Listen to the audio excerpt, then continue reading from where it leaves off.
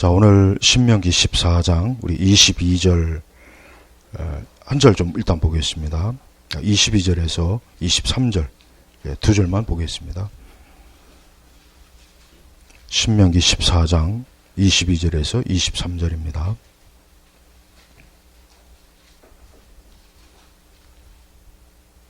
같이 읽겠습니다. 너는 해마다 씨를 뿌려 밭에서 거두어 들인 모든 소출의 11조를 반드시 드려라. 너는 여호와 내 하나님 앞 곧 그분의 이름을 두려고 택하신 그곳에서 내 곡식과 포도주와 기름의 11조를 먹으며 내 소와 양의 처음 난 새끼를 먹어라. 그렇게 함으로 내가 항상 여호와 내 하나님 경외하는 것을 배우게 될 것이다. 아멘. 자, 이제 11조 문제를 좀 다루겠습니다. 오늘날 교회는 이제 점차로 11조를 구약의 제도라 여기서 사실 11조를 점차로 폐지하고 있습니다. 그건 이미 이제 서구 교회에서 이제 벌써 이미 20세기 초반에도 서구 교회는 11조를 거의 다 폐지한 그 상황이 돼요. 그러나 이제 복음주의 교회들은 보통 이제 보수적인 복음주의 교회들은 여전히 11조를 고수합니다. 그래서 저도 뭐 11조를 반대하는 책, 또 11조를 옹호하는 책, 저도 양쪽의 주장을 보지만, 전반적으로 우리가 이 11조라고 하는 것은 오늘 23절에 보니까, 내가 항상 여호와 내 하나님 경외하는 것을 배우게 될 것이다. 저는 11조의 문제를 자꾸 이게 구약의 율법이다, 제도다, 이 차원보다는 하나님을 경외하는지 경외하지 않는지의 차원이 가장 중요하다고 여겨져요. 왜냐하면, 사실 이제, 엄밀하게 해서 엄밀하게 해서 신약에서 10분의 1이라고 하는 것은 엄밀히 얘기하면 그게 꼭 규정된 건 아닙니다. 예를 들면 10분의 1을 낼 수도 있고 10분의 3을 낼 수도 있어요. 그건 자유예요. 근데 이제 굳이 11조라고 하는 것은 최소한 이 정도는 하나님 앞에 드려라, 이 의미거든요. 근데 중요한 것은 11조를 반대하는 사람들은 이제 구약의 이제 11조 규정을 보면 이게 왜 신약에서 이게 적용이 돼야 되느냐, 그런 주장을 해요. 저도 그건 이해합니다. 그러나 전반적으로 가장 11조의 중요한 목적은 하나님을 경외하는지 경외하지 않는지, 이게 가장 기준이에요. 저는 우리가 가진 것의 10분의 1을 하나님 앞에 드리는 것은, 그것은 내 모든 것이 하나님 것이라는 것을 인정한다는 그 하나의 표시라고 여겨져요. 그러니까 우리가 이제 그 신약 성경 어디에도 11조를 폐지하라는 말은 사실은 없어요. 엄밀히 얘기하면. 그렇다고 해서 물론 11조를 지키라 하는 말도 사실은 없어요. 물론 근데 예수님의 말씀이 이제 놀란 부분이 있죠. 11조도 내고, 이제 그것도 내고, 그러니까 11조를 인정하시는 말씀, 전제로와. 그 말은 저도, 그래서 대체로 이제 11조를 옹호하는 그 주장들은 예수님의 그 말씀을 근거로, 봐라, 예수님도 11조를 인정하지 않았느냐, 이제 그렇게 얘기해요. 근데 교회 역사를 보면은,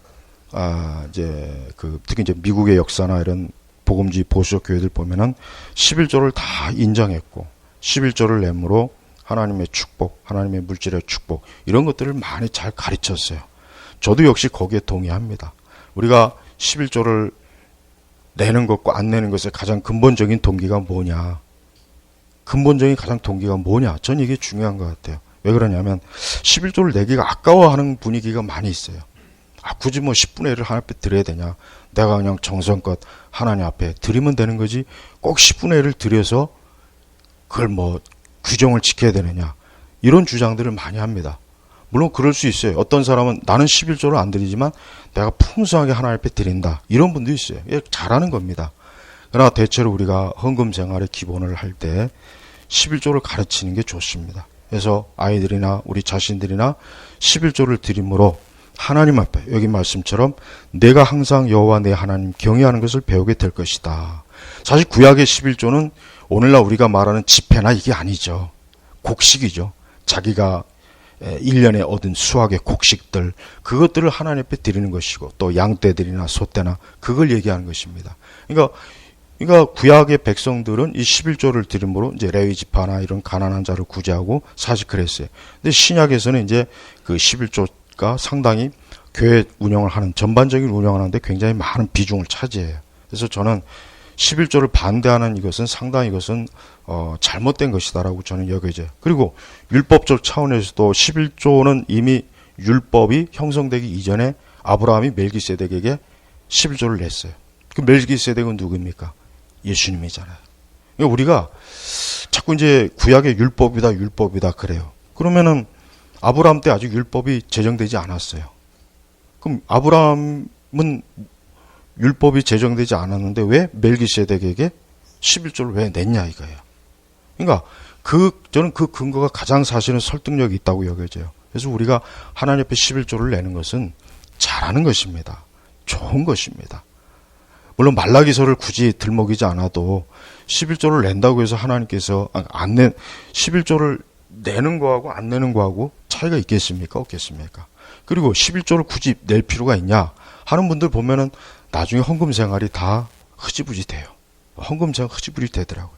그러니까 그런 걸 봐서라도 우리가 신약에서 11조를 내는 것은 기꺼이 하나님 앞에 마땅히 성도로서 최소한의 기준이라고 보면은 됩니다. 많은 분들이 11조를 반대하는 그 주장을 자꾸 접하다 보니까 이게 율법이구나, 이게 율법주의구나, 성경에 근거하지 않는구나. 자꾸 이런 생각하다 보니까 11조 생활을 잘하던 분들도 그냥 11조를 안 하는 거예요. 근데 그럼 그 뒤에 11조 헌금 생활을 더 잘하느냐? 아니에요. 흐트러져요. 흐트러집니다. 그래서 여러분 11조는 절대 잘못된 게 아니고 여전히 신약의 교회들이 11조를 통해서 하나님 경외하고 헌금 생활하고 하나님을 영예롭게 하는 것입니다. 그래서 여러분 이 부분을 좀 잘 이해해 주시고 구약의 이런 11조 제도 자체가 하나님께서 자기 백성들